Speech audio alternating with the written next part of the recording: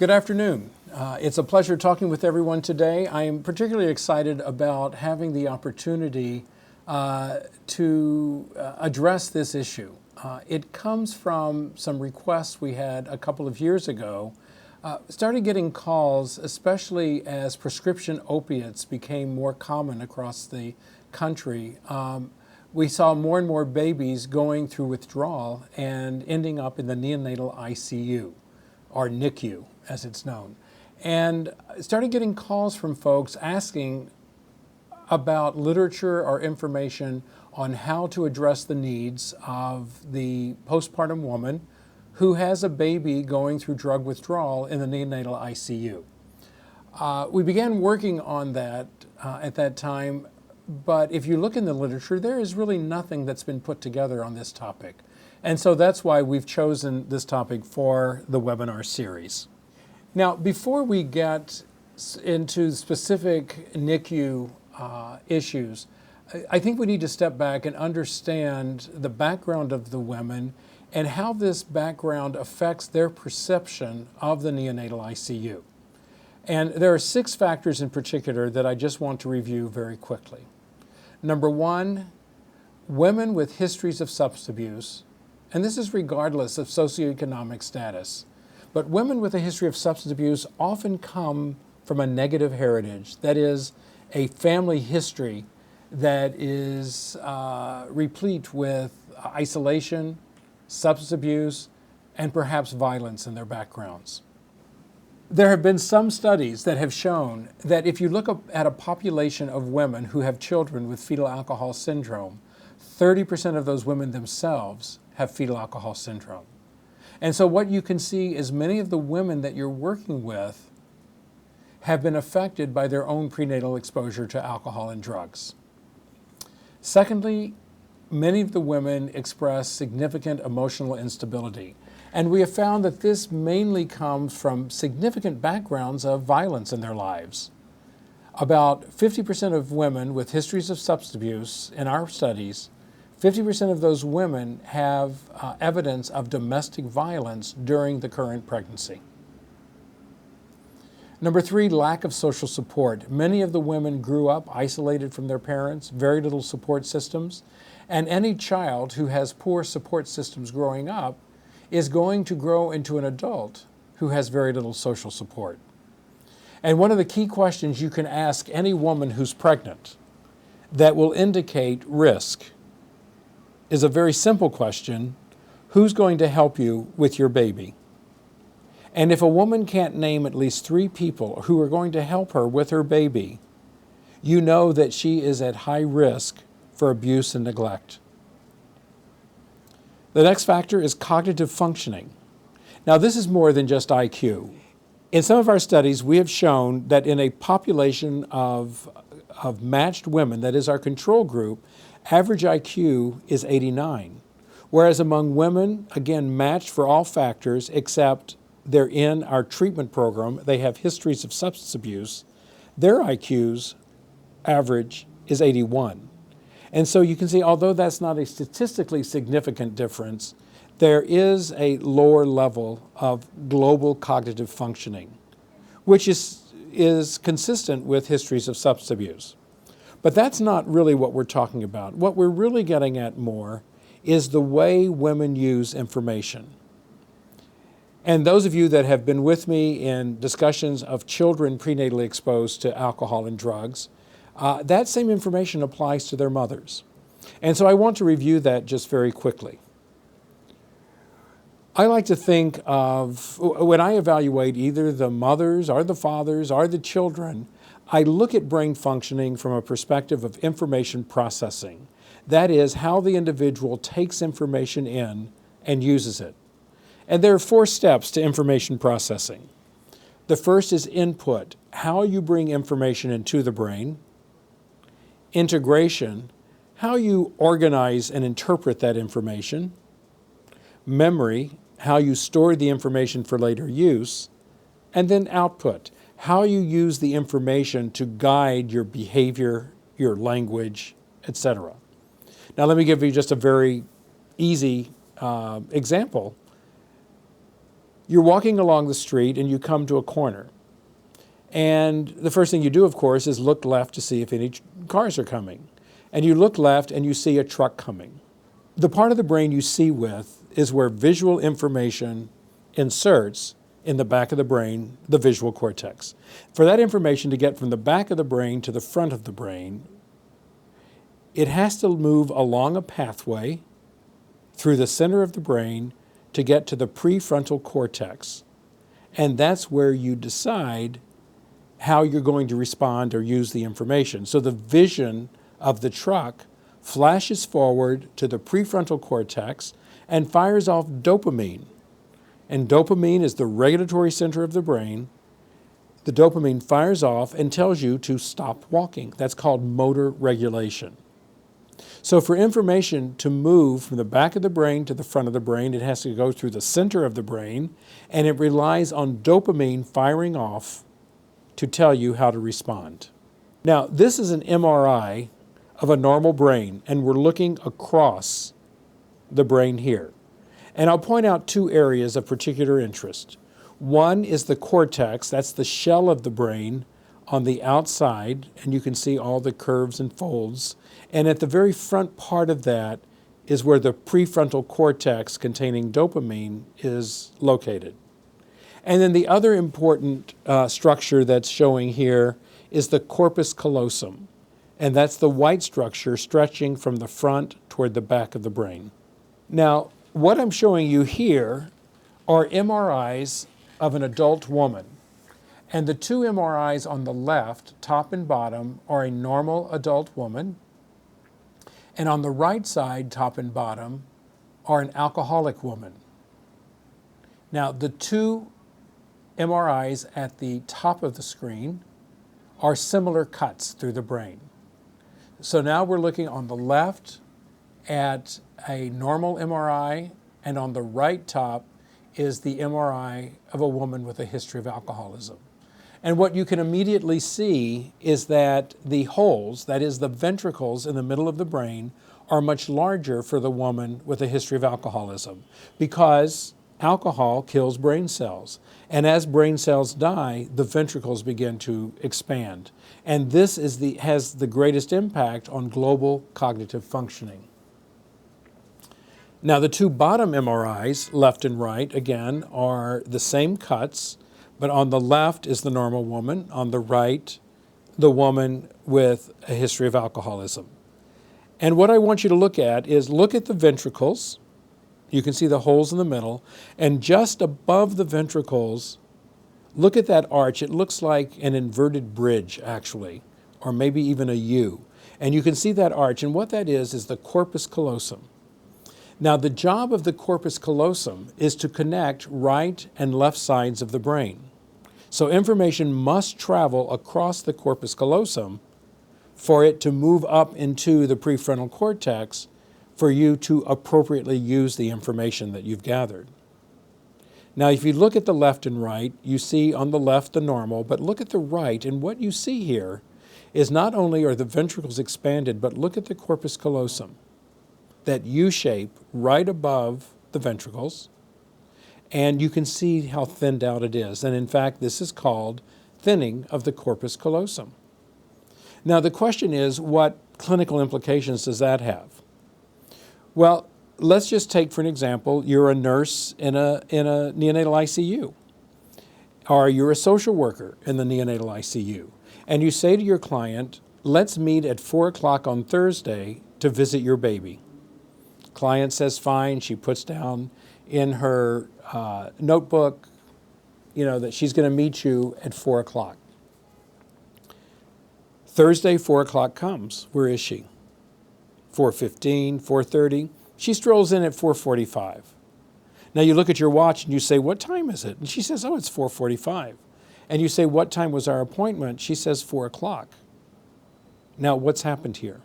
She knows cognitively that the appointment's at 4 o'clock. But in order to plan and successfully get to the appointment at 4 o'clock, you must have a fully functioning corpus callosum. Now, this is called executive functioning. Executive functioning is the ability to plan and complete a task, and it requires every part of the brain to be successful. You use every part of your brain in order to successfully complete a task. So it's not that the woman doesn't care, which is often the response of many people, is, oh, see, she didn't show up for her appointment on time, she doesn't really care about her baby. It's that she doesn't have she may be quite bright, but she doesn't have the cognitive functioning to successfully get there on time. So what you have to do if you're the nurse or the social worker, you have to take her through a pattern and say, okay, you're going to be here at 4, what time do you need to leave the house? And she may say, well, 3:30. And you see, fine, what time do you need to start getting dressed? And keep backing it up until she has a plan, and maybe even help her write out that plan with the times so that she can, in fact, show up at 4 o'clock. What you'll find is you'll have fewer babies being removed from their mothers because they, quote, don't care, end quote, but rather people understand that this is a cognitive deficit, and the woman is able to more successfully complete tasks because you've taken her through this process. And it's all based on thinning of the corpus callosum in a woman who has a history of chronic alcoholism. Now, what about other drugs? We could go through the various drugs. This happens to be an example of cocaine. Now, these are not MRIs, these are PET scans. And the one on your left is an adult male, but it would be the same in a female also. And with a PET scan, what you do is inject dye, and then dopamine shows up in the prefrontal cortex. So on the left, what's happened, this is a normal adult male, and his PET scan, if you look at the yellow and red, that's dopamine. That's what dopamine looks like on PET scan. Now, this young man who had this PET scan happened to then become a user of cocaine. And the PET scan on your right is the same young man 1 year later. And what you can see is the yellow and red have disappeared. He's depleted his dopamine receptors, which is what cocaine does. Now, how well do you think he's going to be able to show up on time for a meeting with the nurses to talk about his baby? And then this final slide, this is an example of methamphetamine. These are PET scans. On the far left is a healthy person, a normal PET scan, and you can again see the yellow and red that are the dopamine. The middle image is of a methamphetamine abuser who's been off meth for about 1 month. And what you can see, again, is depletion of the dopamine receptors. Now, to the far right is that same meth abuser, 14 months of being methamphetamine free. So what you can see here on PET scan, what's documented in adults with, for example, histories of methamphetamine abuse, the brain damage, that is the dopamine depletion that occurs because of methamphetamine use, that does resolve after about 14 months of abstinence. But when you're working with that woman in the neonatal ICU, most likely her PET scan looks like the middle one that you see here. The whole reason that I want you to understand this is that whether it's because of a thinning of the corpus callosum or depletion of the dopamine receptors, that regulatory system doesn't work. And you're going to have to support the women and the men that you're working with that have babies in the NICU. You're going to have to work to support them to help them successfully interact with nursing staff and other medical staff in the NICU, and to create a feeling of trust so that they can, in fact, take their babies home. Another issue that comes up in the NICU is, and in most programs, we tend to give out written materials to our clients. And we hand them a brochure or a pamphlet and say, here, read this and walk away. So from one of our other studies, I just wanted to point something out. There are two tests that we gave to the population we were working with. Now, DU is the population of drug-using women we were working with, and then no DU are women who had no history of drug use. The Slauson is a reading test that looks at word recognition. And although women in both groups had an average education level of 11.4 years, average reading ability, just recognizing and being able to read words, was at a 9th grade level. Even of more concern, the ABLE looks at not only the ability to read, but also to comprehend what you're reading. And the women in both groups were at about a 7th grade level. Now, this study was done a good 15 years ago. If we did these same studies today, both groups would much more likely score near a 5th grade level on reading comprehension, because that's what's happened in the United States. Reading levels have gone down. And so you need to look at the written materials that you are providing your clients. They need to be written at a 5th grade level with lots of pictures and graphics. The next area is psychological functioning. And what we have found in our studies in working with pregnant and postpartum women with histories of substance abuse, the most common psychological diagnoses we make are depression and borderline personality. If a woman is depressed, how well is she going to interact with her baby? And if she has a borderline personality, now, borderline personality is someone who's very egocentric, who sees the world in the context of how anything that happens affects him or her. So women with a borderline personality have difficulty relating to their baby and understanding exactly what that baby has to do with them. And all of these factors combine into difficulties with attachment. That is, how bonded is this woman to this baby? What is her heartfelt commitment to this infant? Because that's what attachment is all about. So if you take this combination of factors and watch the woman in the NICU who has a baby there, and a lot of this is going to be even for women who don't have histories of substance abuse. A lot of this applies, because what you'll see is the women are going to feel very guilty for their baby being so sick.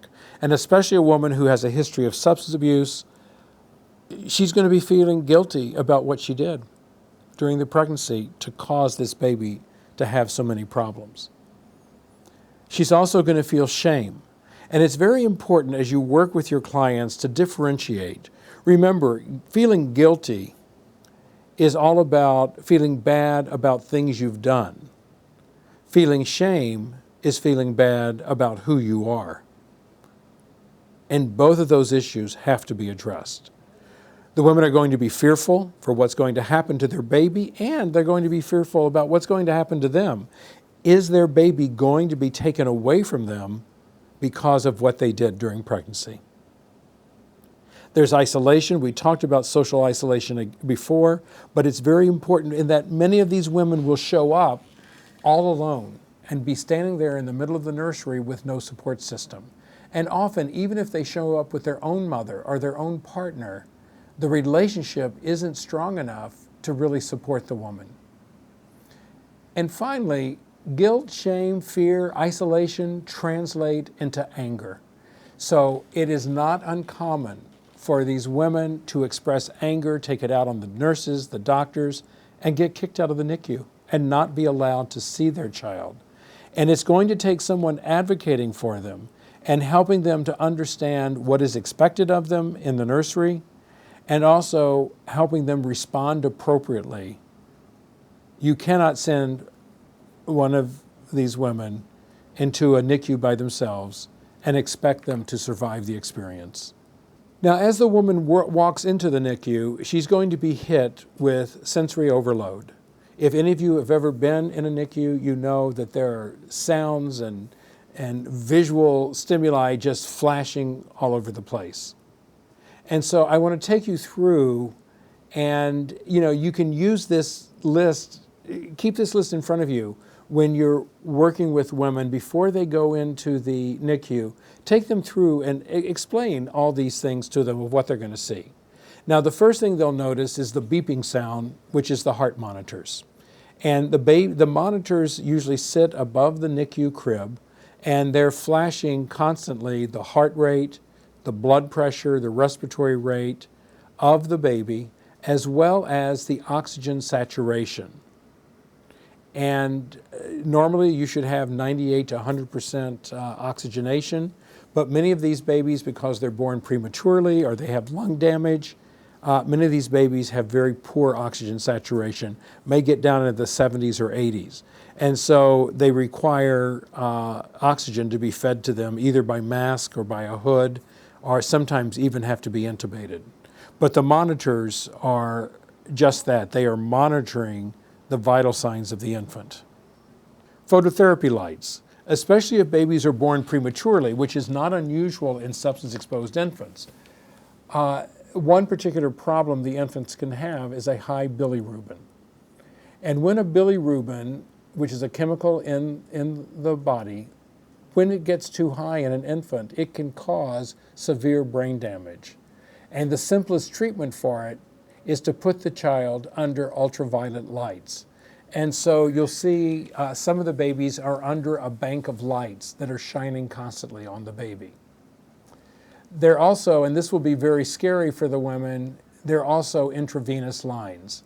And they can be, most commonly, they're in the back of the hand or the foot, or sometimes even to a scalp vein. But if the doctors are having trouble keeping a line open, they often will use one of the umbilical arteries. And so the baby's belly button, the umbilical cord, has 3 vessels in it. It has 2 arteries and 1 vein.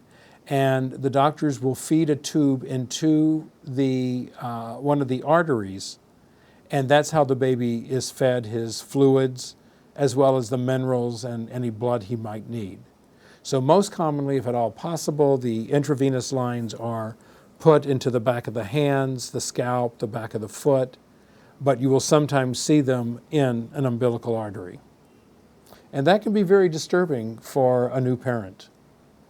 The other thing that you will see is that many of the babies have feeding tubes. And again, if they're especially premature, or if they are a very sleepy baby and can't feed well, then a tube will be placed sometimes down the throat, but sometimes if it's going to be there a long time, they have to go through the nose.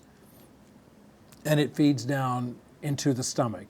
And the purpose is merely to give the baby food. Some infants have to be on a ventilator, and that's pretty self-explanatory. Those babies will be intubated. They will not be able to cry. They won't have any vocalization.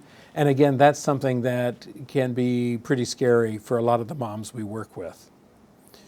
The other thing that will be happening as the mother is visiting is the doctors and nurses will be coming on a pretty regular basis to do blood tests.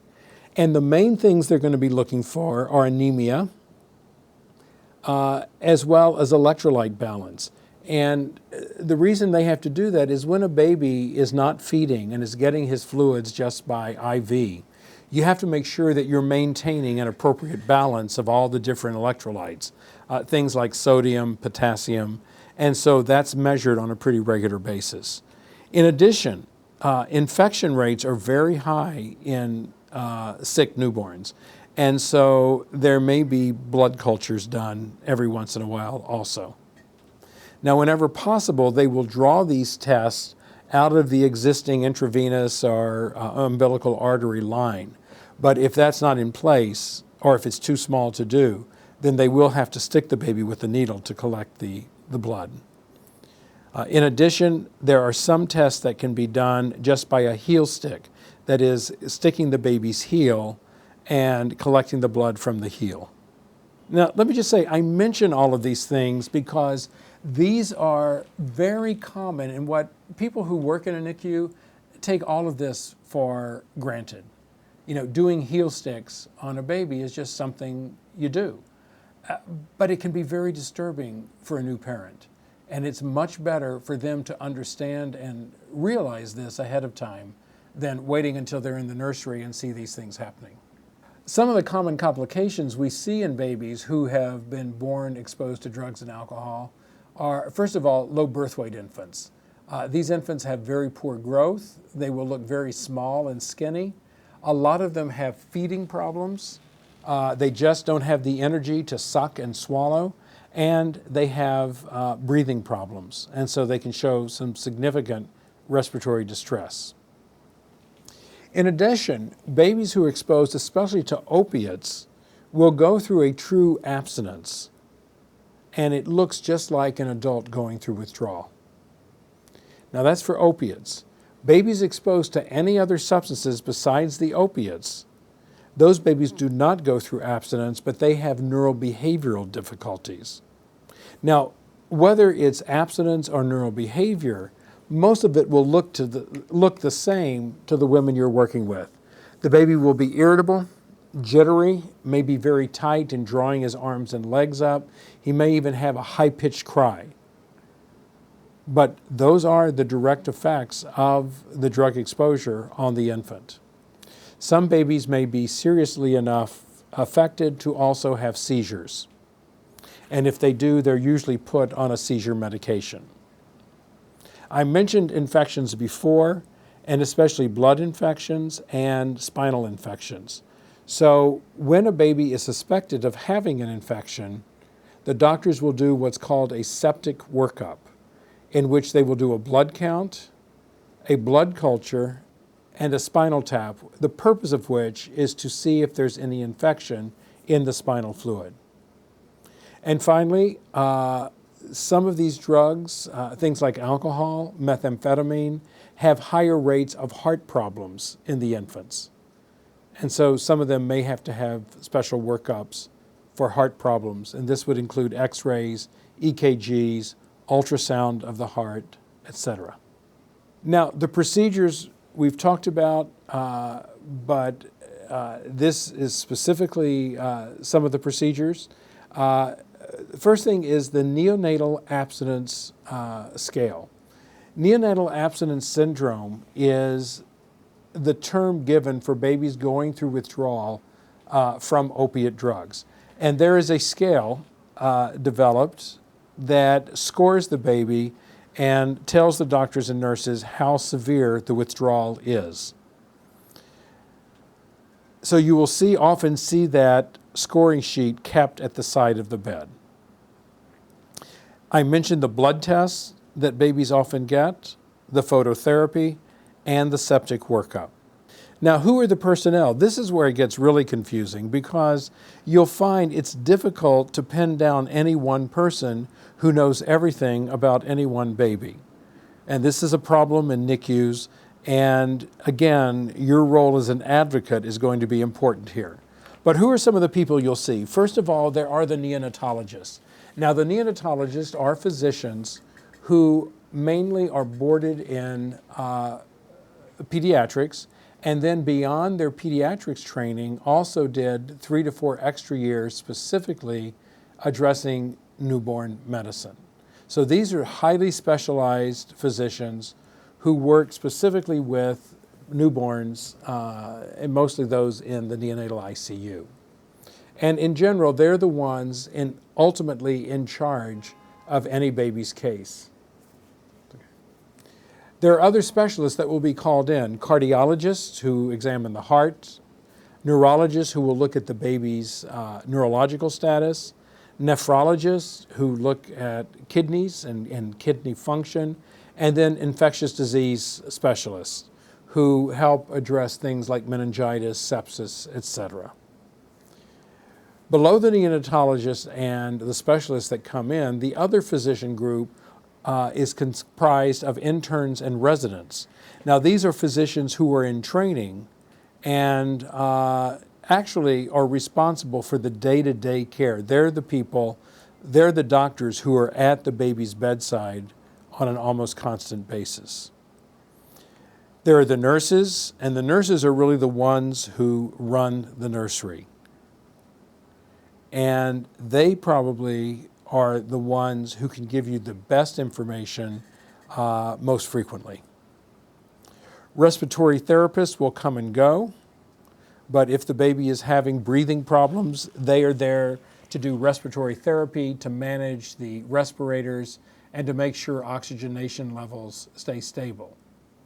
And then, of course, there are the social workers, and the social workers are really there to help in this whole process. Unfortunately, they often get burdened also with being responsible for working with the child welfare system. And so you have to make sure that when you're working with one of your clients, that they understand the social workers are there to help them. They're not there to take the babies away from mothers.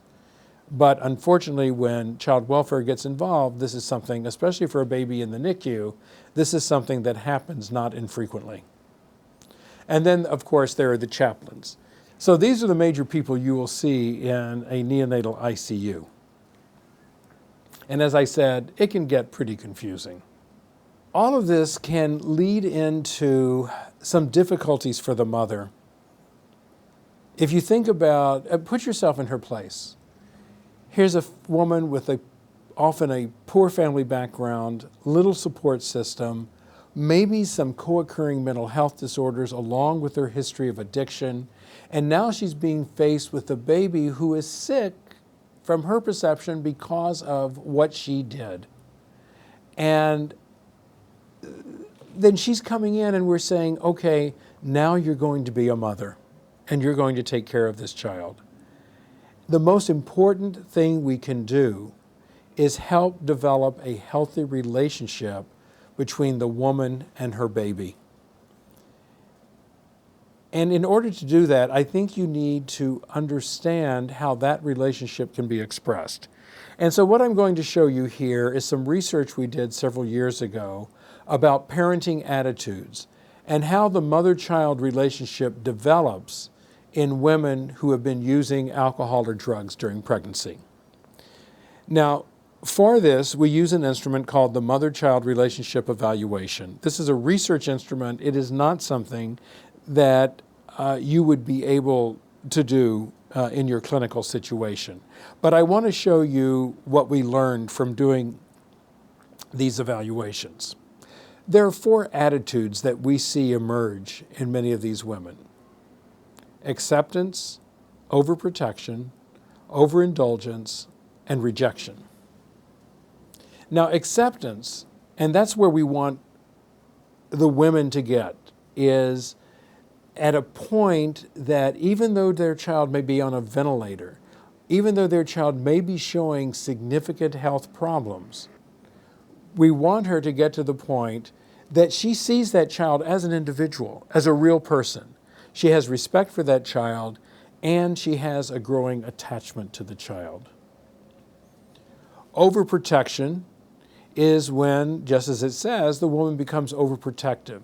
She tries to take control of what's going on in the NICU, and this often is seen as anger and non-compliance by the physicians and nurses in the nursery, and so some anger and some very difficult issues can begin to develop between the woman and the professional staff. Once the child goes home, that overprotective attitude prevents the normal development of independent behavior in the child. Overindulgence, on the other hand, is just giving in to the child. Some would say just spoiling the child. Devoting lots and lots of time to the child while actually expressing very little parental control. And then there's rejection, which of course is what we want to avoid at all costs. And that's when a mother is denying any love for the child, and she is sometimes even showing hatred for the child by neglecting the child, being harsh, brutal, or strict. And you can start picking up on some of this in the neonatal ICU. Now, what we find in doing studies with this population of women is that the greatest issues, their average, when it comes to acceptance and rejection on the 2 extremes, they pretty much score in the average range. But where women with history of substance abuse, according to our studies, have the greatest difficulties in parenting attitudes is overprotection and overindulgence. And in fact, what we found is they tend to fluctuate between the two. Now just think of how that comes across to the child. If a woman is overprotective and really trying to control the child and everything about the child, and then suddenly fluctuates to the other extreme of being very overindulgent, what message does that give to the baby? The mother is very strict on one hand, and then suddenly very lax. How is a 3-year-old going to read that? That strictness can change into blaming the child with a focused attention on all the negatives about the child, with a fluctuation to the other extreme of just ignoring the child.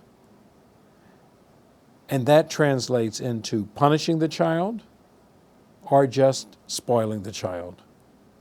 And so you can see as a child gets older, from the earliest infancy all the way through early childhood, this fluctuation, this inconsistency in parenting patterns can make the child's life very difficult and not give him any expectation of what's really expected of him. As you prepare your client for the NICU experience, I think one of the things you can do that will most benefit him or her is to give very clear indication of expectations.